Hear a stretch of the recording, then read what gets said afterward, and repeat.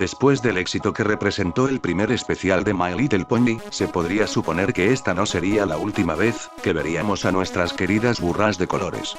Hasbro y los estudios vieron que la adaptación de los juguetes a un formato narrativo funcionaba muy bien, que no podían echarse para atrás. Entonces, para capitalizar este éxito y mantener el interés del público mientras se planificaba una serie de televisión más larga, la producción de un segundo especial era el siguiente paso lógico.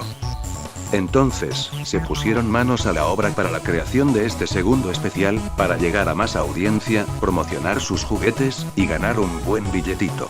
Así, el 4 de febrero de 1985, salió el segundo especial, titulado, Escapemos de Katrina.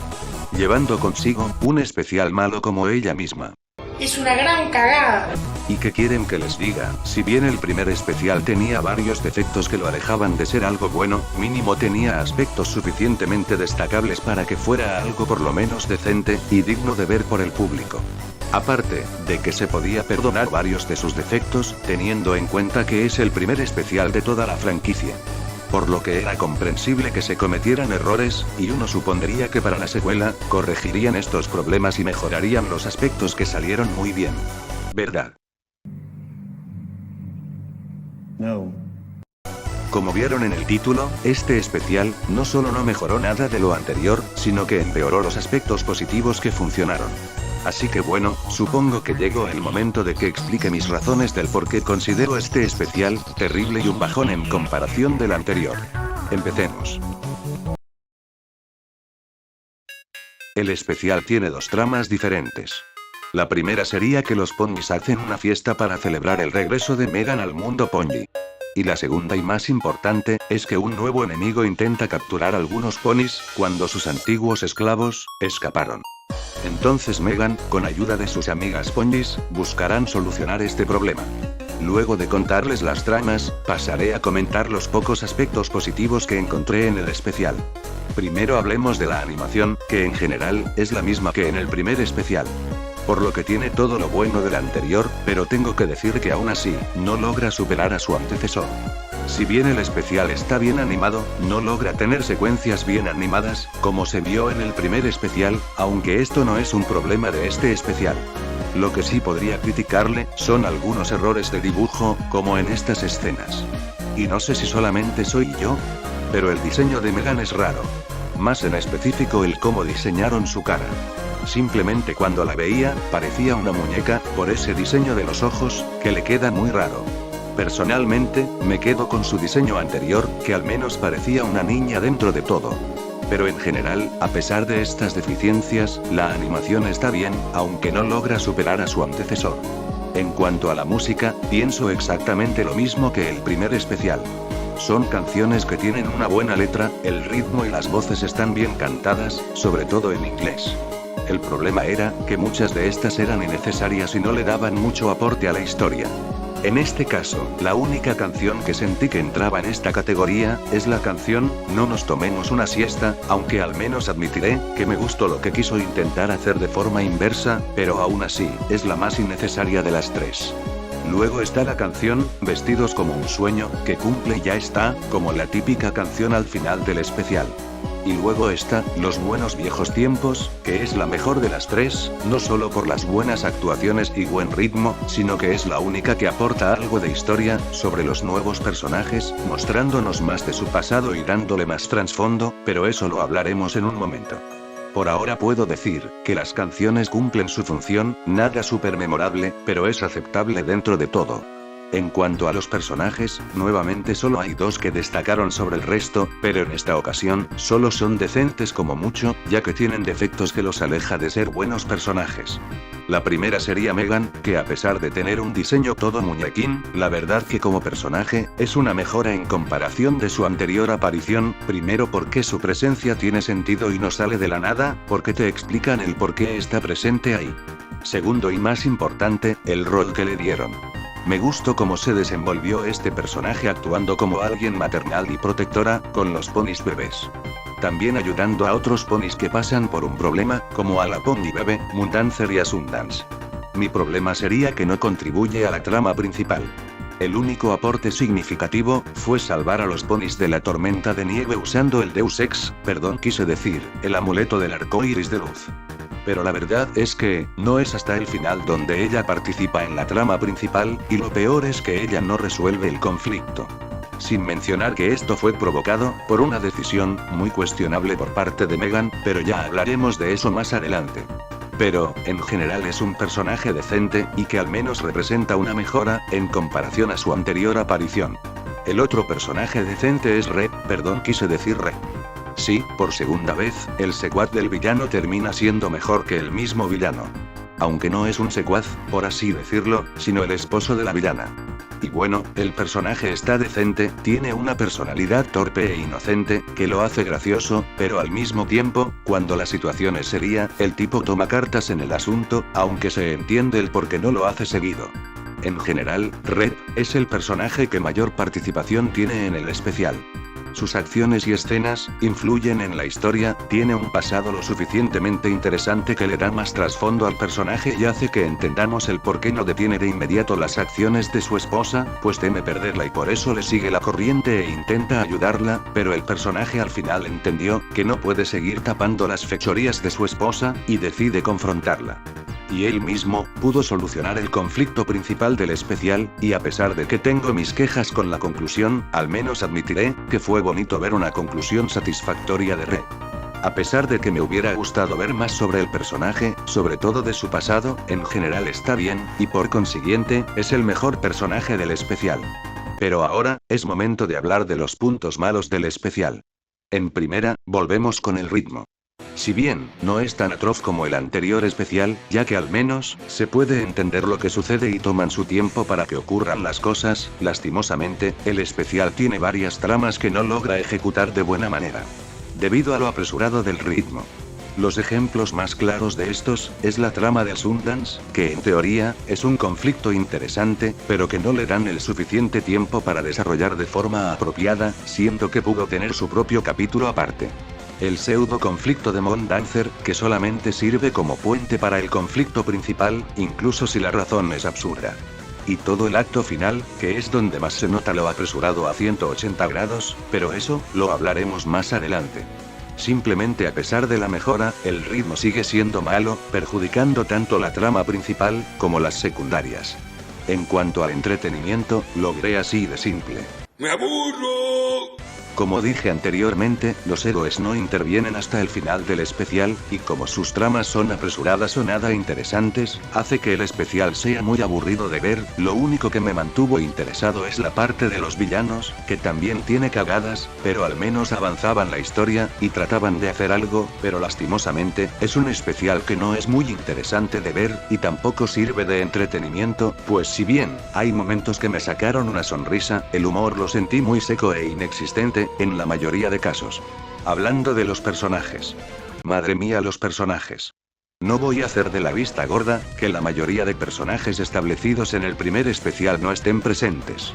Ya sabemos cómo es Hasbro, a la hora de crear nuevos personajes para promocionar sus nuevas marcas de juguetes y ganar buena cantidad de dinerito, aun si no tiene sentido en el especial. Pues deja varias preguntas al aire. ¿Cómo es posible que estas ponis supieran del regreso de Megan y se presentarán, y las otras ponis que ya las conocen no? Porque hay ponis bebés con el mismo nombre que las ponis adultas del primer especial, como Moondancer. Y la más importante. Porque Megan no se cuestionó o preguntó, el por qué no estaban presentes sus antiguas amigas, sobre todo, Firefly. ¿A dónde está mi amiga? ¡No está! ¡No sabemos dónde está la... Dejando de lado estas incoherencias, ¿qué tal la participación de estos nuevos personajes? Nada. No hay. No existe. No miento diciendo que tienen los mismos defectos que los del primer especial, solo que peor. Pues no hay ningún pony que logre destacar de buena manera. Sundance tiene un conflicto interesante, él como las demás se enojan y la desprecian, por su torpeza, podría crear una trama interesante, el problema es lo apresurado y poco desarrollado del conflicto, siento que debió tener su propio capítulo, para ejecutar de mejor manera la historia, y esto haría su conclusión mejor lograda y no tan insípida. Simplemente, es un personaje desaprovechado. Y bueno, Moondancer, quitando que me recuerda al personaje de la G4, su único aporte es ser la damisela en apuros, y ya. Y bueno, el resto de personajes. Está ahí, supongo.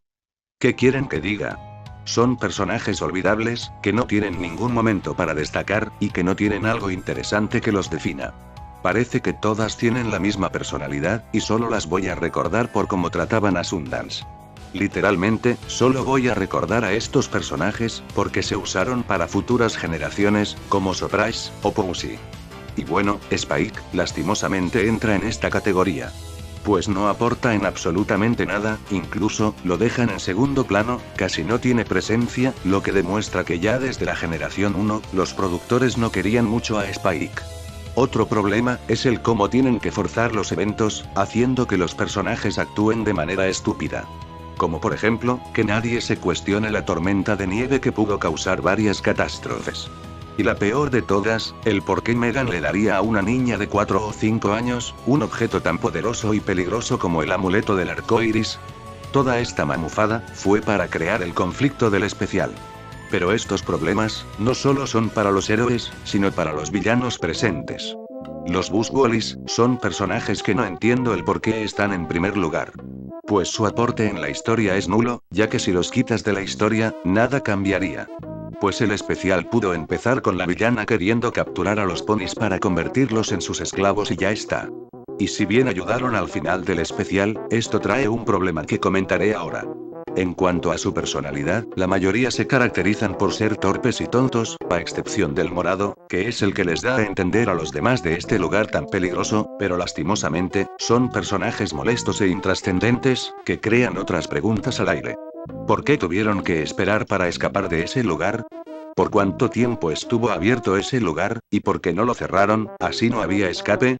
Esto teniendo en cuenta que hay un mejor lugar de salida y más cómodo. Y con esto en mente, uno supondría que los Buzzwollies después de todo eso, se irían muy lejos de ese lugar, pero no. Aparecen unos pocos centímetros de ese lugar, y encima, están dispuestos a regresar, sin importar lo que pueda suceder. A esto me refiero, con que son personajes inútiles, porque no aportan casi nada, y su única aportación, crea una incoherencia. Esto se pudo arreglar solamente con Sundance, encontrando el lugar y viendo algo relacionado, pero no le daría importancia, en el momento cuando se le perdió la pelota, o bien, ella junto a Posey caen en ese lugar e investigan, pero Posey termina secuestrada, y Sundance, termina huyendo y avisa a las demás. De aquí, no solo iniciarías el conflicto del especial más rápido, hubieras adentrado a los héroes en la historia, y del mismo modo, hubieras hecho un desarrollo sobre Sundance, aprendiendo a superar sus inseguridades y culpas y darle mucho más importancia en la historia, y todo esto, sin la necesidad de los Buzzwollies. Y bueno, para terminar con los personajes, tenemos a la villana principal, Katrina. En el anterior especial, teníamos como villano a Tirak, que para ser el primer villano de esta serie infantil, la verdad que a pesar de sus errores, es un villano competente y que logra su objetivo de ser muy amenazante en todo momento, con momentos muy atípicos de ver, y que está dispuesto a hacer todo para cumplir con su objetivo, incluso si requiere matar a alguien. Todo esto, acompañado de un diseño y una voz que no hacen más que engrandecer el peligro de esta amenaza. Todo concluyendo con una muerte bastante cruda para el personaje. Pero entonces llegamos al segundo especial y tenemos como villano a una furra antropomórfica.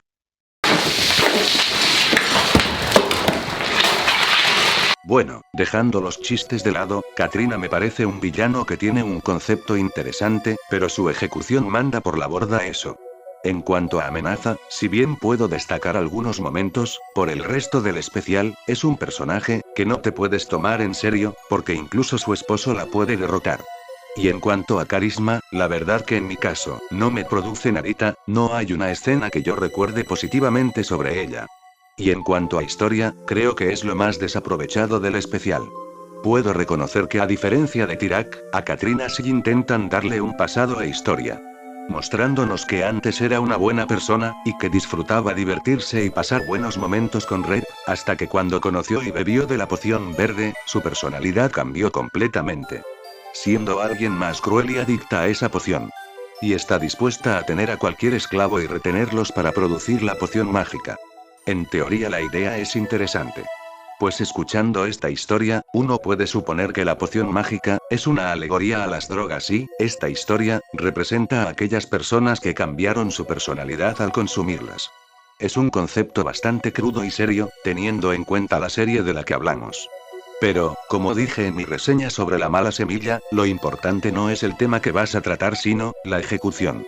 Y bueno, lamentablemente este concepto tiene 3 errores claves. La primera es que, otra vez, deja preguntas sin contestar. ¿Cómo conoció la poción? ¿Quién fue su creador y cómo funcionan sus poderes? ¿Cómo sabe Katrina los pasos para crear la poción? En segunda, su historia daba para más. Al igual que las otras tramas del especial, esta se ve perjudicada, por pasar muy deprisa. Siento que el especial debió centrarse exclusivamente en esto, y no añadir minutos de relleno. Hubiera aprovechado en explorar más de Katrina, el cómo fue lentamente cayendo en las adicciones, y mostrar más de su personaje. En cambio muestran cosas bastante cuestionables. Más en específico la parte donde quiere capturar a los ponis con la tormenta de nieve. En primera, si ella quería tener a los ponis como esclavos para que hicieran su posición, entonces, ¿por qué provoca una tormenta que podría causar la muerte de los mismos? Y en segunda, los Busuolis ayudaban a Katrina al poseer manos que les permitía hacer ciertos deberes. Entonces, ¿por qué traerías ponis que no poseen esa característica? ¡Bobo! ¡Ni siquiera tengo manos! Rayos, eres bueno. Y en tercera y más importante, la conclusión. Sin lugar a dudas, lo peor de este especial. Ya no solo que se siente apresurado, o las incoherencias como los Busuolis, sino que van más allá. Y me refiero a la conclusión de la trama principal. Todo se siente muy insípido, y con escenas dignas de Dora la Exploradora. ¡Zorro, no te la lleves! ¡Zorro, no te la lleves! ¡Zorro, no te la lleves!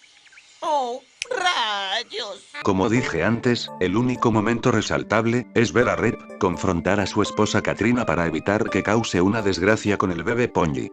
Pero es aquí donde comienza la peor parte, pues Katrina intenta pedir ayuda, y Rep le pone como condición que destruya su máquina que fabrica la poción. Entonces al final acepta su petición, y Rep la ayuda. Katrina entonces destruye la máquina, y ahí todos felices porque un villano cambió en segundos. ¡Wow! ¡Eso fue muy rápido, Scooby!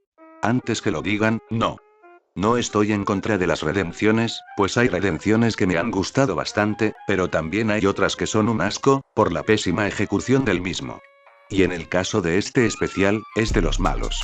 No me molesta que Katrina se redima, pues se ha mostrado que no es una mala persona y que la sustancia verde la ha consumido demasiado, pero ese es el problema.